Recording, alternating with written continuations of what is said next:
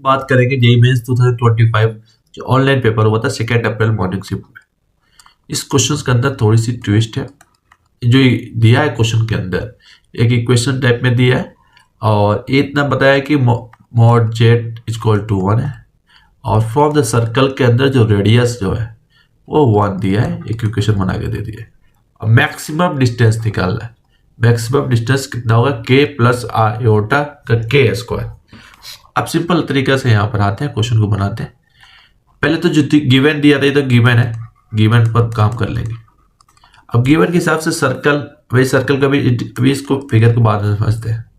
ये गिवन दिया है तो इसके क्रॉस मल्टीप्लाई करेंगे तो ये 2 प्लस के स्क्वायर जेड यहाँ पे ऑटोमेटिक लिख दिया, इसमें कोई मसला नहीं है।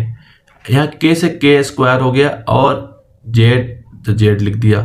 सेकेंड में करेंगे तो जेड बार और जेड होगा तो k जेड बार और जेड बार होता है जेड मोड के अंदर स्क्वायर होता है और मोड के अंदर जेड होता है 1, ये ऑलरेडी हमें पता है। अब तो यह सिंपल तरीके से ये दोनों कट जाएगा क्योंकि ये सिमिलर है एक दूसरे से, तो उस साइड में जाएगा तो माइनस होके कट जाएगा। अब सिर्फ बचेगा k जेड बार और जेड बचेगा, यहाँ पर k जेड बार और जेड। अब ये दोनों जेड और जेड बार जो बचेगा तो ये जेड और जेड बार क्या होता है, मोड जेड स्क्वायर के बराबर होगा, तो मोड जेड स्क्वायर को लिख दिया डायरेक्ट। और ये जेड स्क्वायर हुआ तो यानी जेड किसके बराबर होता है, 1 के बराबर, तो 1 का स्क्वायर क्या था 1 होगा, यानी के 2 के बराबर हो जाएगा, 2 के बराबर हो गया आसानी तरीके से। अब हमें क्वेश्चन में ये भी गिवन दिया है k इक्वल टू आयोटा के स्क्वायर लिखा है। अब k इक्वल टू के स्क्वायर आयोटा, तो k के जगह पर k लिख दिया, के स्क्वायर के जगह पर 4 लिख दें, आयोटा के जगह पर आई ले। अब मैक्सिमम डिस्टेंस निकालो। अब बताओ हमें एक पॉइंट तो दिया है यहाँ पे कि 1 रेडियस को रखना है 1 सेंटीमीटर और 1.12 जिसका डिस्टेंस 2 और 4 के बीच में होगा, क्योंकि यहाँ 2 और 4 आ गया।